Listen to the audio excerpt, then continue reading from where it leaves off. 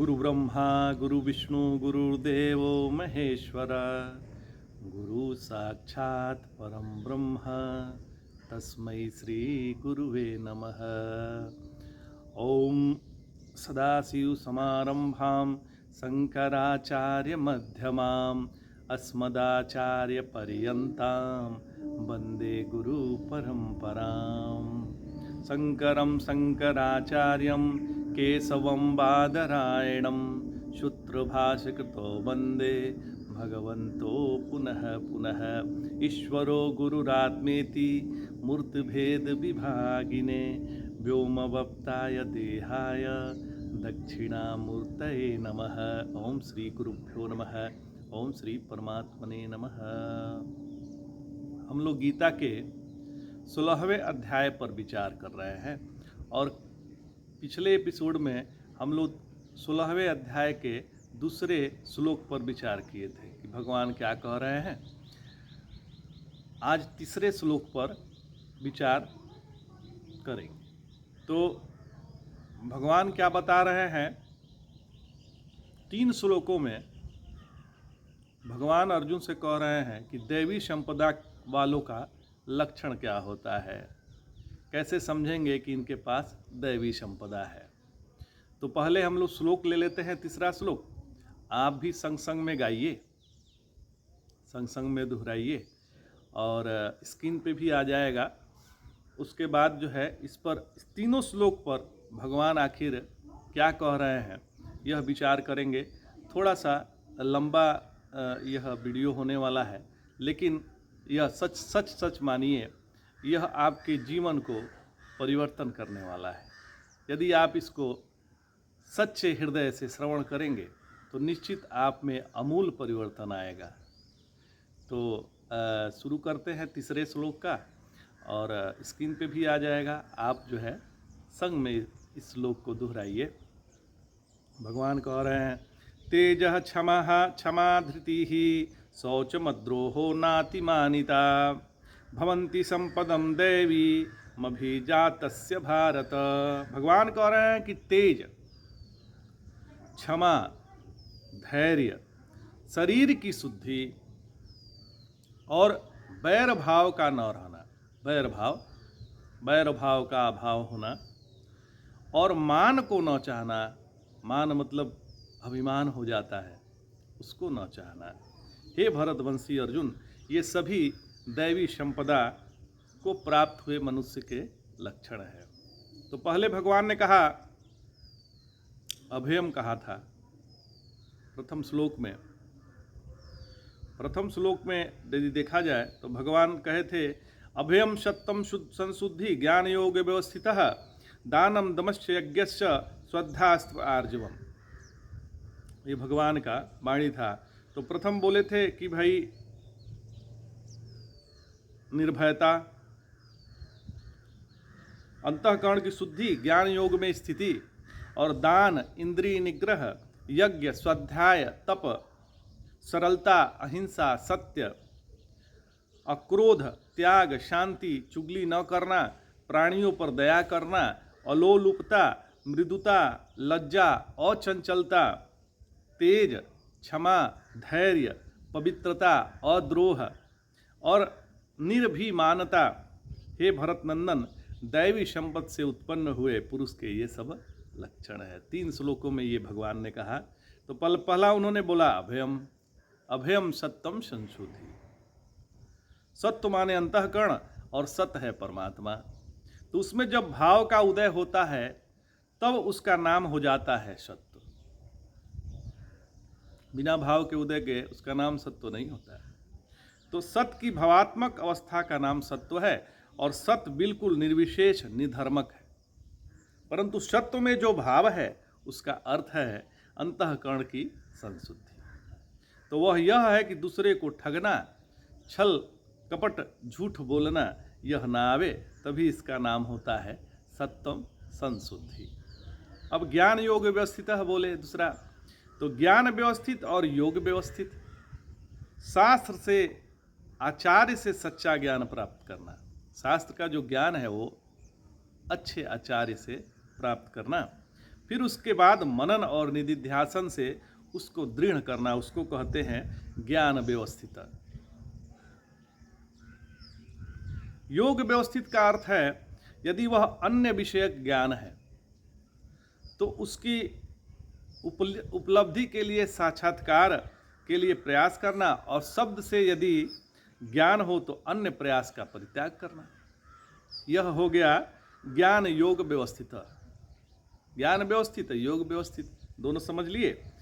अब भगवान ने कहा कि दानम, तो यहाँ जो दान शब्द है उसका अर्थ ध्यान दीजिएगा, बहुत सूक्ष्म है, इसको बढ़िया समझ। तीन तरह का दान होता है।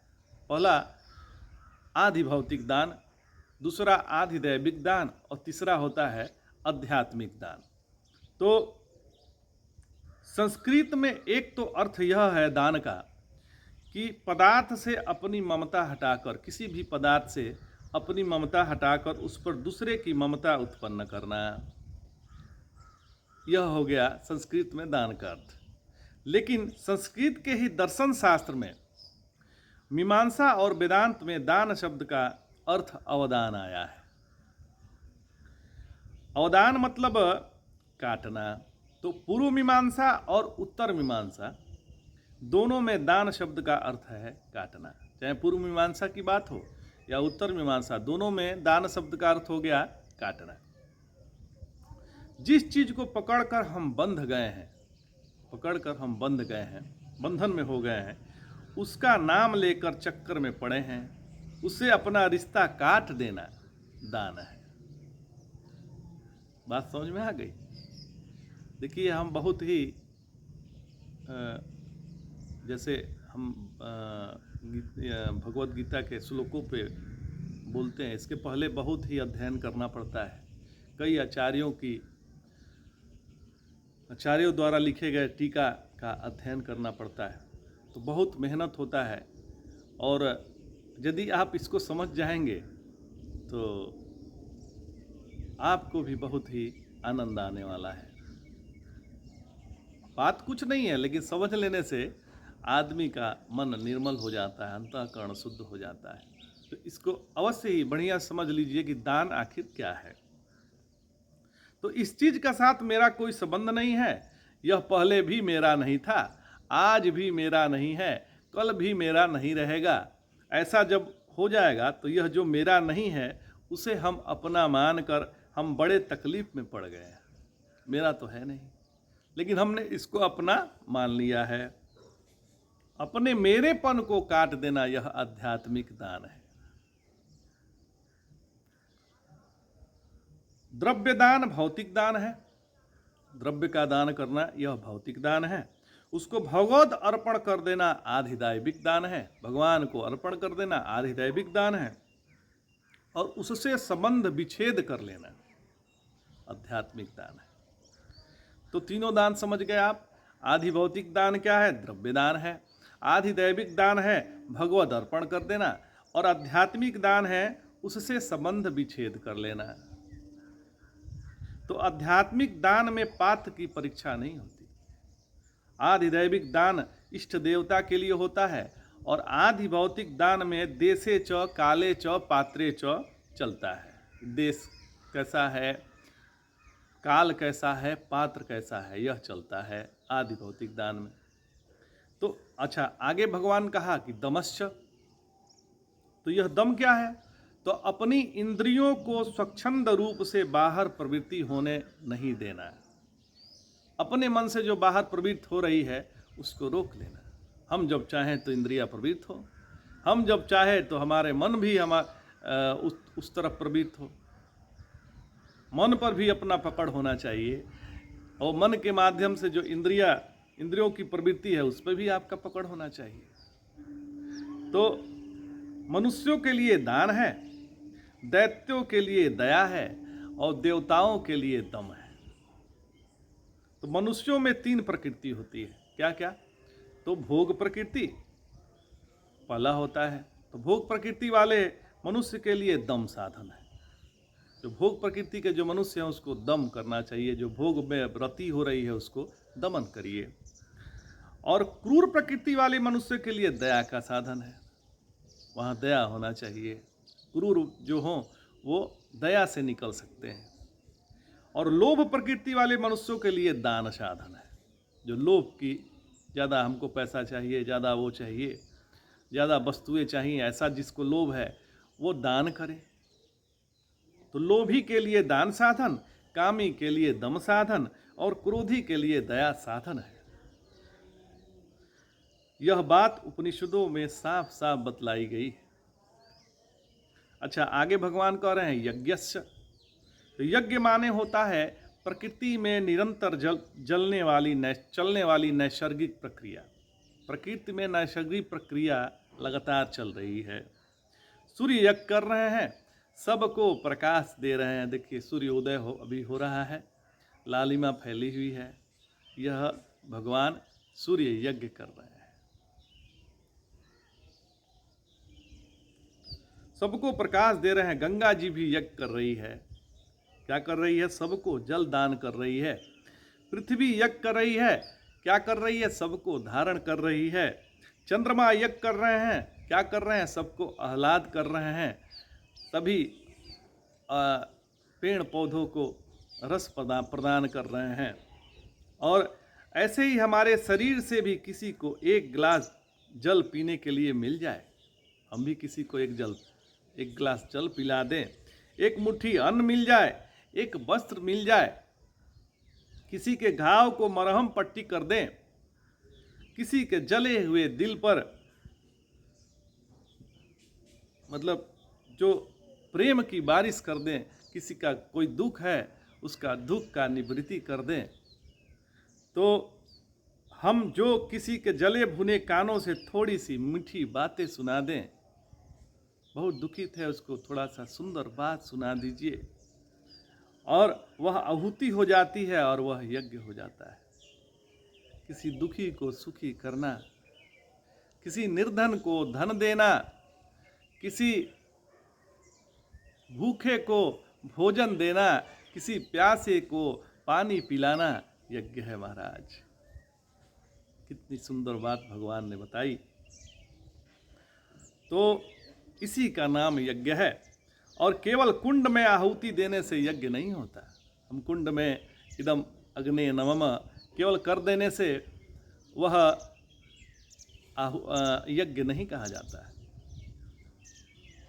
क्योंकि उनमें देवता बैठे हुए हैं तो अपनी अपनी आहुति है। जैसे सूर्य ज्योतिर्भ्यः स्वाहा, दिक् ज्योतिर्भ्यः स्वाहा, वरुण ज्योतिर्भ्यः स्वाहा, अश्विनी कुमार ज्योतिर्भ्यः स्वाहा, यह सब यज्ञ है। तो इस प्रकार जगह जगह यज्ञ चल रहा है। भगवान का आशय यह है कि तुम भी अपने जीवन को यज्ञमय बना लो। अब चौथा भगवान ने कहा स्वाध्याय। यहाँ स्वाध्याय से तात्पर्य है अपने आप को निरीक्षण, आत्मनिरीक्षण, आत्मज्ञान, आत्मा का अध्ययन। यहाँ स्वाध्याय से यही तात्पर्य है। तो जो देवता विषयक अध्ययन है, ईश्वर विषयक अध्ययन है, वह आधिदैविक है। अच्छा, यदि हम ब्राह्मण हैं तो जिस शाखा में हमारा जन्म हुआ है उस शाखा के वेद का अध्ययन अवश्य करना चाहिए। उसी को बोलते हैं स्वाध्याय। फिर भगवान ने कहा तपः। तो हमें अपने आप को पक्का करना चाहिए। कैसे पक्का करना चाहिए? जिससे संदेह न रह जाए। पक्का करने से संदेह नहीं रहता है। अपने को मजबूत बनाना ही पक्का बनाना है, तप करना है। कर्तव्य की पूर्ति के लिए स्वयं थोड़ा कष्ट उठाना पड़े तो भी ठीक है, कोई बात नहीं, कष्ट उठा लेंगे। तप से श्रद्धा दृढ़ होती है, इसलिए आवश्यक है कि हम तप करें, तपाएं, अपने शरीर को तपाएं। गर्मी आ गई सह लिए, फिर सर्दी आ गई सह लिए, बरसात आ गई सह लिए। सहने की शक्ति तप है, सहना आवश्यक है। सहने से व्यक्ति निर्भय होता है, सहन करने की शक्ति होनी चाहिए। फिर भगवान ने कहा आर्जवम, माने सरलता। छल कपट से दूर होना, छल कपट को अपने अंदर अस्थायी नहीं होने देना है और सीधे चलना। ऐसा करने वाला निसंदेह विजयी बन जाता है। ऐसा करने से निसंदेह विजयी होना निश्चित हो जाता है। इसको हम अपने जीवन में निश्चित उतार लें। जितनी दुनियादारी वाले लोग हैं उनमें छल कपट भरा रहता है। वो दूसरे को ठगते हैं, पर सत्य तो यह है वह स्वयं को ठगते हैं महाराज। दूसरे को ठगने वाले को लगता है कि हम इनको ठग लिए, लेकिन ये नहीं जानते हैं कि हम स्वयं को ठग लिए, अपना बुद्धि खराब कर लिए। उनका अंतःकरण दूषित हो गया महाराज। यह सब आदत की बात है। एक बार छल कपट का भाव जिसके मन में आ गया, एक बार भी आ गया, वह जाता नहीं है, उसका सत्यानाश कर ही देता है। वैसे लोग स्वयं को धोखा देते हैं। अच्छा, भगवान ने फिर कहा अहिंसा। तो यहाँ अहिंसा माने जानबूझकर ऐसी वाणी नहीं बोलना चाहिए।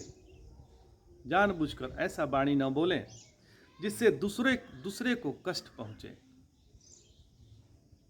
यदि कभी हास्य रस की जरूरत पड़े तो खुद अपनी हंसी उड़ाकर दूसरों को हंसा देना चाहिए। दूसरों को हंसी कभी भी उड़ाने का प्रयास नहीं करना चाहिए। अहिंसा का मतलब ही है कि मन से, वाणी से, कर्म से किसी को दुख नहीं पहुंचाएं। यही सबसे बड़ी अहिंसा है। फिर भगवान ने कहा आगे सत्यम। तो जो सत्य की प्रेमी होता है वह सत्य का जिज्ञासु हो जाता है। सत्य का प्रेमी ही सत्य का जिज्ञासु है। यदि हमने नियम लिया है कि हम सत्य बोलेंगे तो सत्य क्या है, इसकी जिज्ञासा होगी। सत्य की खोज करते करते अंततो गत्वा सब बातें तो झूठ निकलती है, केवल एक परमात्मा ही सत्य शेष रह जाता है। इसलिए सत्य भाषण परमात्मा के ज्ञान का साधन हो जाता है। फिर भगवान कहे क्रोध नहीं करना है।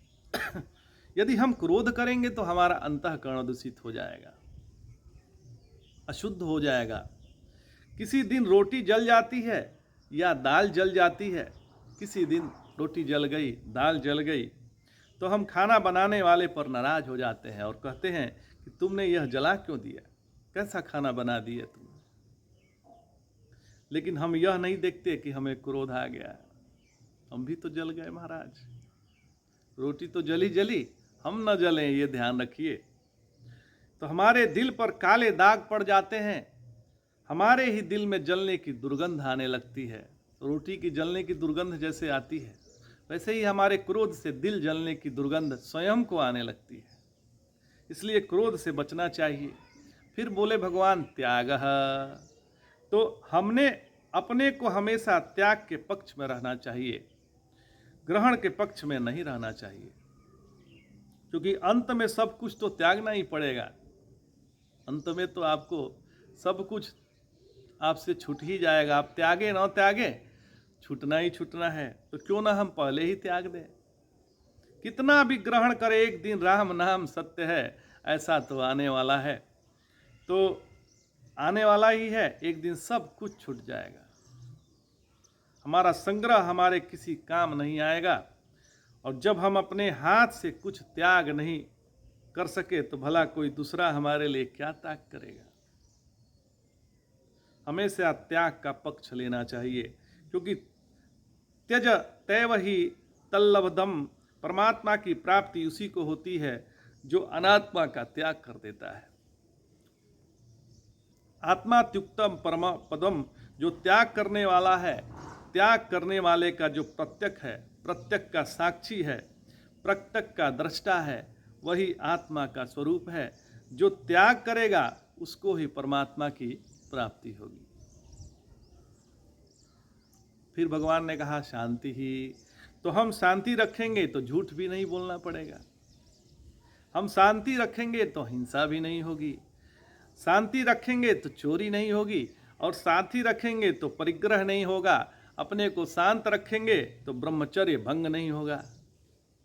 शांति तो सद्गुणों की जननी है भगवान, शांति से ही सद्गुण आते हैं। अब आगे कहा उन्होंने, भगवान ने अर्जुन से अपैशुनम। हम 3 श्लोकों का एक बार में ही बढ़िया से अध्ययन कर रहे हैं, आपको दोहरा रहे हैं कि आपका एक एक छूटा ना, हमारा भी ना छूटे, छूटना तो अपना ही है, तो कुछ ना छूटे, अच्छे से हम इसका अध्ययन कर सकें, इसीलिए एक एक चीज़ बता रहे हैं। भगवान ने कहा अपैशुनम, तो अपैशुनम वह है जो दूसरे के दोषों को नहीं देखता। देखिए गोस्वामी तुलसीदास जी महाराज कहते हैं कि पिशुन पराय पाप कहीं देही, तो पिसुनी दूसरे के आँख में थोड़ा भी बाकापन न तो उसको भी देख लेते हैं। मतलब उनको दूसरे की आंख में सरसों के बराबर भी दोष हो तो वह भी दिख जाता है, लेकिन अपने आंख में बेल के समान छिद्र हो तो नहीं दिखता है। इसलिए दूसरे के दोष पर ध्यान नहीं देना चाहिए, दोष स्वयं का देखना जरूरी है कि हमारे में क्या दोष है। तो चाहे अच्छा हो या बुरा हो, इसकी परिचर्चा हमें नहीं करनी चाहिए, इसकी आदत ही नहीं डालना चाहिए। अब फिर भगवान आगे कहे दया भूतेषु, तो संपूर्ण प्राणियों पर अपनी दया रखनी चाहिए। कैसे रखनी चाहिए? जैसे भगवान सब पे दया रखते हैं। दया से तात्पर्य है चित्तवृत्ति की द्रवता। वाल्मीकि रामायण में भगवान राम के स्वभाव का वर्णन आया है, उससे विदित होता है कि वो कितने दयावान थे। भगवान राम किसी को दुखित देखते थे तो उससे ज़्यादा स्वयं दुखित हो जाते थे। ध्यान दीजिएगा, जब किसी बच्चे के हाथ का कंगन गायब हो जाता है तो बच्चा रोने लगता है कि हमारा कंगन। उसको तो यह मालूम नहीं रहता कि वह कंगन सोने का है या वह बहुत कीमती है या वह किसी ऐसे ही सस्ते द्रव्य का बना हुआ है, लेकिन वह कंगन के लिए रोता है। लेकिन उसकी माँ को उसके कीमत का पता रहता है, इसलिए माँ कहती है कि कंगन गुम होने से बच्चे का कोई दोष नहीं है, दोष तो मेरा ही है, मैंने बच्चे का ख्याल नहीं रखा, मूल्यवान कंगन खो गया। इसलिए माँ दयालु है, तो दयालु होना चाहिए। फिर भगवान ने कहा अलोलुपत्वम, किसी भी चीज के लिए लोलुपता नहीं होनी चाहिए। लोलुपता मतलब लालच, यह मनुष्य के लिए ठीक नहीं है। अतः एक बार किसी वस्तु के लिए इच्छा हो गई तो इस इच्छा को मर जाने दे। जहाँ किसी वस्तु की इच्छा होती है हम भगवान से दूर हो जाते हैं। कभी भी देख लीजिएगा, किसी वस्तु विशेष की इच्छा आपके अंदर आ गई तो आप भगवान से दूर हो जाते हैं। ऐसा पाप नहीं करना है, इस इच्छा को दोबारा आने देना नहीं चाहिए। फिर भगवान ने कहा मार्दवम, मृदुलता चित्त की कोमलता बनी रहनी चाहिए, मृदुता आपके चित्त की बनी रहनी चाहिए। मोह ममता में कठोरता रहती है, जब हम कोई चीज़ पकड़ते हैं तो वह छूटने ना पाए तो उसकी कठोरता आ जाती है। लेकिन हमारे तो हल्के हाथ हैं बाबा, ले जाना है तो ले जाओ। फिर उन्होंने कहा भगवान ने ह्री, इसका अर्थ होता है लज्जा। जिसकी शर्म छूट जाती है वो बेहाया हो जाता है। बेहाया समझते हैं? बेहाया एक पेड़ होता है, किसी काम का नहीं होता। मतलब जिसी को लाज हया नहीं है, यथा ही मलिन वस्त्रे यत्र तत्रोपविश्यते, जिसके कपड़े गंदे होते हैं वह जहाँ चाहे वहाँ तक गंदगी में भी बैठ जाता है, उसको वहाँ बैठने में लज्जा नहीं आती। इसी तरह जब आदमी सदाचार छोड़कर बेहाया हो जाता है तो वह लोगों को दिखा दिखा कर बुरा कर्म करता है। वह तो मुझ पर ताव देकर कहता है कि मैं वेश्या के घर जा रहा हूँ। वेश्या के घर जाने पे भी अपने को मुझ पे ताव देता है, उसको बेहाया कहते हैं। वह हाथ में डंडा लेकर कहते हुए जाता है कि मैं इसका सर फोड़ने जा रहा हूँ, इसी को बेहायापन कहते हैं। तो इसलिए भगवान कह रहे हैं कि शर्म भी जरूरी है। फिर उन्होंने कहा अचापलम, माने चपलता नहीं होना चाहिए, ज़्यादा चंचल नहीं होना चाहिए। बिना सोचे विचारे कुछ भी किसी से बोल दें, कुछ भी कर दें, जो उचित अनुचित का विचार किए बिना काम करता है उसे चपल बोलते हैं। इससे बचना चाहिए। तेजः, जीवन में तेज होना चाहिए। यदि कहे कि मेरे लिए झूठी गवाही दे दीजिए, तो उसे तुरंत डांटिए कि आपकी ये हिम्मत, आप हमसे झूठी गवाही दिलवाना चाहते हैं, ऐसी हिम्मत। इस प्रकार तेजस्विता जरूरी है, जीवन में तेज होना जरूरी है। क्षमा, भगवान ने कहा क्षमा। यदि कोई अपराध करे तो क्षमा कर दीजिए। स्वयं कोई अपराध न करें, पर कोई अपराध करे तो उसे अवश्य क्षमा कर दीजिए। आप स्वयं भी अपराध न करें, लेकिन कोई अपराध कर रहा है तो उसे क्षमा कर दीजिए। सन्यासी को यही धर्म विशेष तौर पे बताया जाता है। सन्यास लेते समय संकल्प लिया जाता है, अभयम सर्वभूतेभ्यो मत अस्तु स्वाहा। बहुत सुंदर बात। अभयम सर्वभूतेभ्यो मत अस्तु स्वाहा। तो संसार के सब प्राणी अब मुझसे निर्भर हो जाए। जब अपराधी को दंड देना मेरा कार्य नहीं है, तो हमने तो अब अपने लिए दंड ले लिया है, तो मैं दूसरे को दंड क्या दूं? हाथ में दंड ले लिए, सन्यासी दंड ले लिया, तो उसका मतलब यही है कि मैंने तो अपने लिए दंड ले लिया, अब मैं दूसरे को दंड क्यों दूं? इसी को बोलते हैं अभय दान। इस दुनिया में जितने भी दान है, वो अभय दान के 16वें हिस्से के बराबर भी नहीं है। धन दान बड़ा दान है, विद्या दान बड़ा दान नहीं है, किंतु अभय दान बड़ा दान है। धन का दान भी बड़ा दान नहीं है, विद्या दान भी बड़ा दान नहीं है, अभय दान सबसे बड़ा दान है। महाराज, अभय का दान करना चाहिए। फिर भगवान ने कहा, धृति, अपने को रोक कर रखे। ये न कि जो मन में आया वही बोल दिया, ऐसा नहीं होना चाहिए। और जहां मन किया वहां उठकर चल दिए। श्री गुरुदेव भगवान कहते हैं कि ऐसा करना ही था तो मनुष्य क्यों हुए तुम? मनुष्य होना ही तुम्हारा गलत है। ऐसा मन में आया, कुछ भी बोल दिया, कुछ भी कर दिया, ऐसा मनुष्य का काम नहीं है। तुमको तो पशु होना चाहिए। मनुष्य होने का अर्थ यही है कि उसके अंदर धृति शक्ति होना चाहिए, धारणा शक्ति होना चाहिए। फिर भगवान ने कहा, शौचम। शौच से तात्पर्य है पवित्रता। वह दो होती है, एक अंतः पवित्रता और दूसरा होता है बाह्य पवित्रता। तो वह दोनों जीवन में आवश्यक है। कभी इस पे विस्तार से बात करेंगे। फिर भगवान ने कहा, अद्रोहम। अद्रोहम, किसी से द्रोह नहीं करना चाहिए। किसी से भी द्रोह नहीं करना चाहिए। सब कुछ भले ही छोड़ दें, पर सील का परित्याग कभी न करें। सीलता होनी चाहिए। इंद्र जब ब्राह्मण भेष बनाकर प्रहलाद की सेवा करते थे, तब इंद्र ने प्रहलाद का रहस्य जान लिया। तो इंद्र ने प्रहलाद से सील की मांग की, तो प्रहलाद ने कहा कि नहीं, वह तो मेरे पास ही रहेगा, उसे मैं नहीं दे सकता। अद्रोह सर्वभूतेषु कर्मणा मनसा गिरा अनुग्रहस्य दानम च शीलमेतत् प्रशयते। तो कर्म से, मन से, वाणी से, कर्म से, मन से, वाणी से किसी के साथ द्रोह न करिए और उसके ऊपर अनुग्रह करिए। सबको अपना समझकर अपनाइए। फिर भगवान आगे कहते हैं, नातिमानिता। जहाँ ज्ञान साधन है वहाँ भगवान ने निर्माण मोहा कहा है, अमानित्वाद मदम्भित्व महिंसा कहा है, लेकिन जहाँ ज्ञान का साधन का वर्णन नहीं है। यह जो मनुष्य के जीवन की साधारण प्रक्रिया है, इसलिए भगवान ने कहा नातिमानिता। अतिमान न करना दूसरा चीज है, मानकर दूसरा चीज है, और मानित्वम का अपवाद करना दूसरा चीज है। मतलब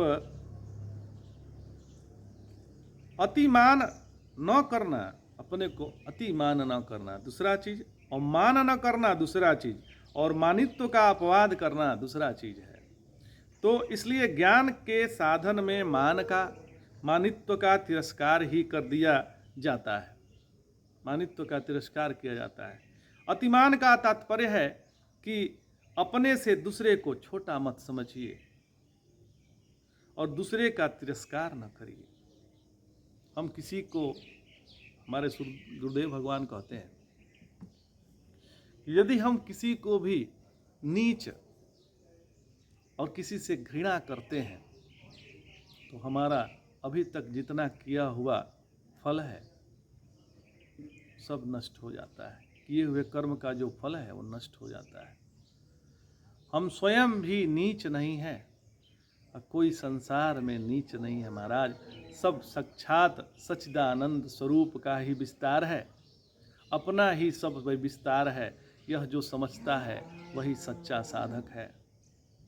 तो एक सच्चे साधक को यह सब, सच्चे साधक में यह सब दैविक संपदा होना चाहिए जो आज भगवान ने हम सबसे कहा। तो आज इतना ही। जय जय शंकर, हर हर शंकर, नमामि शंकर, भजामि शंकर, हर हर महादेव, नमः पार्वती पतये, हर हर महादेव। नमस्कारम।